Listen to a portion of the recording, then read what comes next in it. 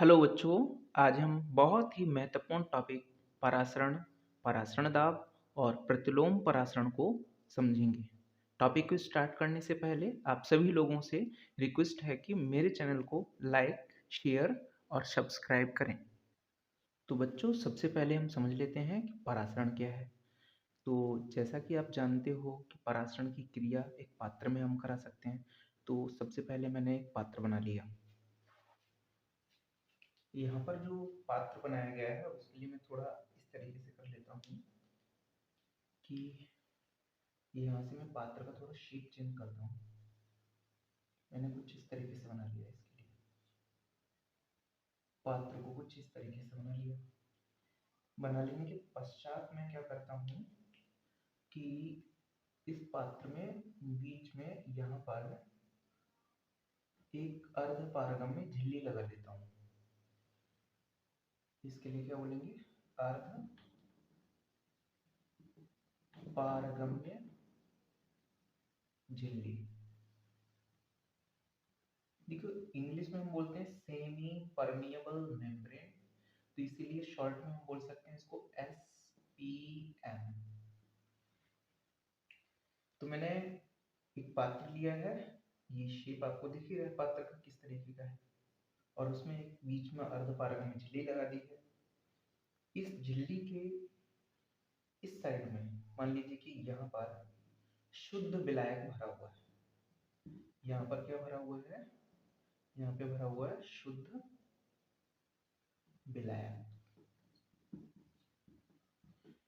और यहाँ दूसरी साइड है हमारी, तो झिल्ली की जो दूसरी साइड है वहां पर हमने इसी शुद्ध विलायक से बना हुआ एक विलयन भरा रखा है। तो यहाँ पर मैंने भर रखा है इसी शुद्ध विलायक से बना हुआ एक विलयन। तो यहाँ पर इसी शुद्ध विलायक से बना हुआ एक विलयन है, विलयन सॉल्यूशन। तो अब होता क्या है कि जो अर्धपारगम्य झिल्ली है उसमें से विलायक के जो कण होंगे, विलायक के कण कौन से होते हैं? जैसे अणु। तो विलायक के जो कण होते हैं वो अर्धपारगम्य झिल्ली से निकलकर विलयन की ओर जाने लगते हैं। यहाँ से कहाँ की ओर जाने लगते हैं? विलयन की ओर जाने लगते हैं। तो विलायक के कणों का अर्धपारगम्य झिल्ली से होकर विलयन की ओर जाने की क्रिया जो होती है, इनकी शुद्ध विलायक से विलायक के कणों का अर्धपारगम्य झिल्ली से होकर विलयन की ओर जाने की जो क्रिया होती है उसी के लिए हम बोलते हैं परासरण। यह क्रिया परासरण कहलाती है। अब इस परासरण से होगा क्या? इस परासरण से इधर वाले पोर्शन में शुद्ध विलायक की मात्रा घट जाती है और इस साइड में जो आपका विलयन होता है उसकी मात्रा बढ़ने लगती है।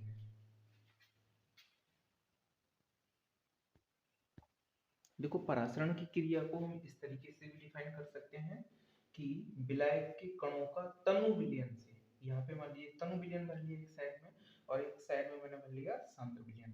तो तनु विलयन विलयन से विलायक के कणों का अर्धपारगम्य झिल्ली से होकर सांद्र विलयन की ओर जाने की जो क्रिया होती है उसके लिए बोलते हैं परासरण। तो इस तरीके से परासरण की क्रिया में हम क्या देखते हैं कि यहाँ पे या तो शुद्ध विलायक होगा और यहाँ पे होगा विलयन, तो हो सकती है, या फिर यहाँ पर होगा आपका तनु विलयन और यहाँ पर होगा आपका सांद्र विलयन, तो भी। तो आपको बस इतना ध्यान रखना है कि जो परासरण की क्रिया होती है उसमें विलायक के कण ही अर्धपारगम्य झिल्ली या SPM से होकर जाते हैं, विलयन के विलेय के कण नहीं गुजरते हैं। अब इसका कारण क्या है कि जो विलेय के कण जो होते हैं वो अर्धपारगम्य झिल्ली से होकर नहीं गुजर पाते हैं। तो इसका कारण देख लेते हैं हम। तो इसका सिर्फ ये कारण होता है कि जो विलेय के कण होते हैं वो आकार में बड़े होते हैं। जैसे कि यहाँ पर एक विलयन, यहाँ पे हमारा जो है, यहाँ पे शुद्ध विलायक, मान लीजिए कि यहाँ पे मैंने ले लिया है पहले शुद्ध विलायक, यहाँ पे शुद्ध विलायक है और यहाँ पर है मान लीजिए सिर्फ विलयन ले लेते हैं।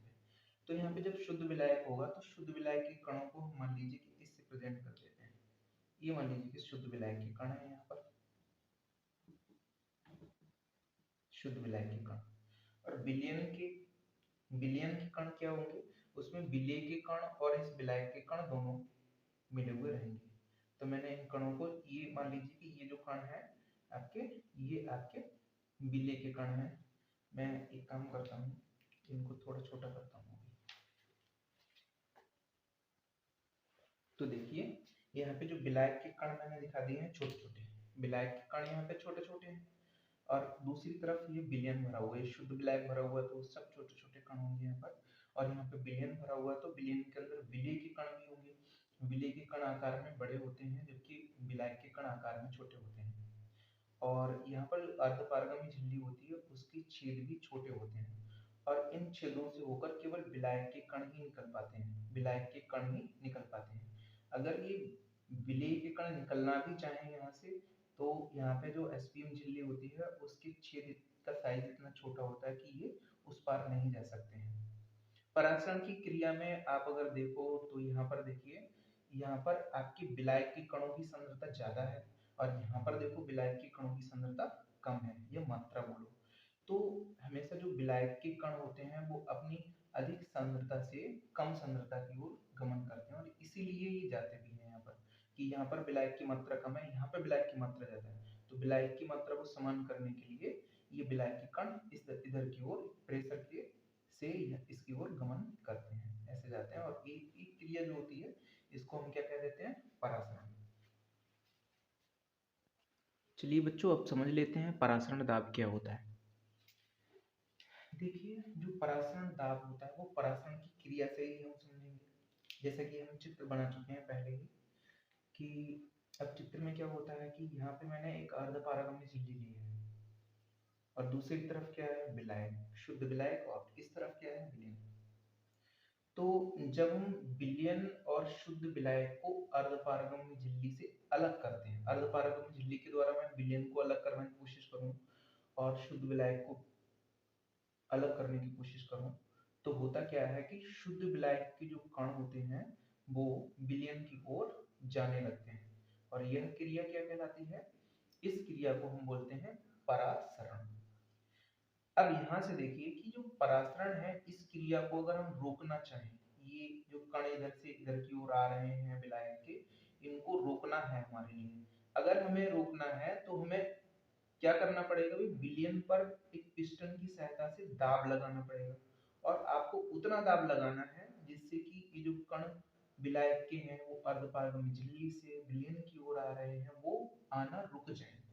तो यहाँ पर मैं उतना दाब लगा देता हूँ पिस्टन की सहायता से, यहाँ से इतना दाब लगा देता हूँ जिससे कि इधर से विपरीत दाब लगा दिया मैंने इधर से, तो क्या हो गया कि विलायक के कण इधर आने की कोशिश करेंगे, लेकिन हमारा जो दाब है इधर से बाह्य दाब वो अब उनके लिए इस झिल्ली के पार नहीं जाने देगा।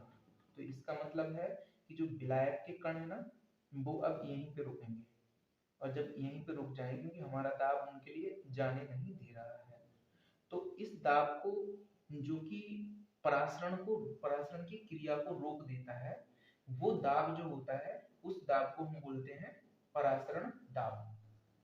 परासरण दाब, उस दाब का मान जो होता है किसके बराबर होता है, भी परासरण दाब के बराबर होता है।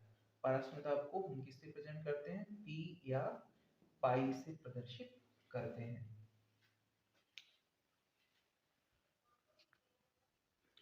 अब जिन बच्चों के लिए परासरण दाब समझ में नहीं आया है वो एक बार दोबारा से समझें। देखिए ये मेरा हाथ है ना, इसके लिए मान लीजिए कि ये विलायक के कण इधर से जा रहे हैं, इस तरीके से एक प्रेशर से जाएंगे। ये देखो ये क्या चीज़ है बीच में, एसपीएम या अर्धपारगम्य झिल्ली। इस अर्धपारगम्य झिल्ली से होकर ये इस तरीके से प्रवेश करेंगे। अब देखो इनको हमें इस एसपीएम से अंदर नहीं आने देना है, उसके लिए मैंने क्या लगाया है यहाँ पे, एक बाह्य दाब लगाया, प्रेशर। अब ये प्रेशर कैसे जाएगा, इस तरीके से, और इस प्रेशर की वजह से क्या होगा, ये जो विलायक के कण होंगे वो यहीं पे रुकेंगे इस तरीके से। अभी कितना भी प्रेशर लगाएं लेकिन ये अब इस एसपीएम झिल्ली के पार नहीं जा सकते हैं।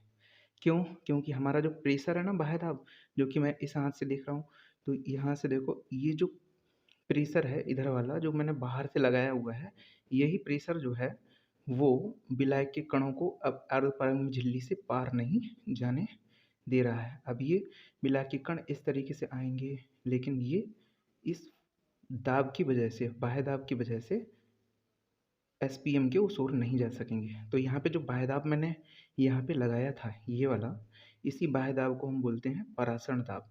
ये दाब जो बाह्य दाब लगाया है यही परासरण दाब के बराबर होता है, और ये विलायक के कणों को एसपीएम के उधर जाने से रोक देता है। आइए अब समझ लेते हैं प्रतिलोम परासरण के बारे में। इस तरह से विलयन पर लगाया जाने वाला वह बाह्य दाब जो कि परासरण की क्रिया को रोक देता है, तो उसके लिए हम बोलते हैं परासरण दाब, या हम बोल सकते हैं कि वो दाब परासरण दाब के बराबर होता है। अब अगर मान लीजिए कि यहाँ पर जो दाब लगाया गया है, यहाँ से हम जो बाहरी दाब लगाते हैं उसका मान मैंने परासरण दाब से बढ़ा दिया, तो जब इसका मतलब है कि बाह्य दाब मैंने बहुत ज़्यादा कर दिया, यहाँ पे परासरण दाब से भी ज़्यादा कर दिया, तो होगा क्या? तो इस यहाँ पे जो विलयन के कण होंगे, विलयन के कण, उन पे प्रेशर पड़ेगा, इन पे प्रेशर पड़ेगा, जिससे कि ये इधर की ओर जाना शुरू करेंगे। लेकिन आप ये देख सकते हो कि इन पे बहुत ज़्यादा प्रेशर पड़ेगा तो ये इधर की ओर शुद्ध, मतलब विलयन से शुद्ध विलायक की ओर जाना शुरू करेंगे। लेकिन आप देख सकते हो कि विलेय के कण बड़े हैं, तो ये छोटे एसपीएम के छोटे छिद्र होते हैं, तो यहाँ से विलेय के कण तो नहीं जा पाएंगे।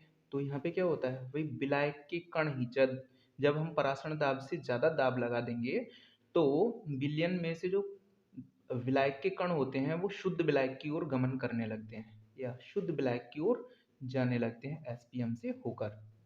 तो अब देखो उल्टी क्रिया हो गई।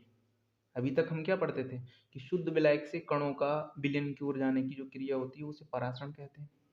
अब यहाँ पर जब हमने दाब बहुत ज़्यादा बढ़ा दिया, इधर का दाब कम हो गया और इधर का दाब क्या हो गया, ज़्यादा, तो उसकी वजह से क्या हो गया, उल्टा काम हुआ। भाई विलायक के जो कण होते हैं वो विलयन में से निकलकर एसपीएम से होते हुए शुद्ध विलायक की ओर जाना शुरू कर देते हैं। तो इस क्रिया को हम बोलते हैं प्रतिलोम परासरण, यानी कि परासरण की उल्टी क्रिया होने लगती है, और इसी क्रिया को बोलते हैं प्रतिलोम परासरण। क्योंकि जो प्रतिलोम परासरण होता है वो काफ़ी इम्पोर्टेंट होता है, जिसके हमारे जो दैनिक जीवन में है काफ़ी उपयोग होते हैं, उनके बारे में भी अभी डिस्कस करते हैं। देखिए, प्रतिलोम परासरण का उपयोग समुद्र का जो खारा पानी होता है उस खारे पानी में शुद्ध जल, जो खारा समुद्र का खारा पानी जो होता है वो शुद्ध जल और नमक का विलयन होता है, और अगर हम उन दोनों को अलग कर दें किसी विधि से तो हमें पीने योग्य पानी मिल जाएगा और नमक मिल जाएगा। तो उसे, उन दोनों को अलग करने के लिए, यानी कि समुद्री जल में से नमक को और शुद्ध जल को अलग करने के लिए हम प्रतिलोम परासरण का उपयोग करते हैं। अब वो कैसे करते हैं देखिए, जैसे कि यहाँ पर मान लीजिए कि मैंने ये एसपीएम रखी हुई है, एसपीएम के इधर मैंने समुद्री जल ले रखा है।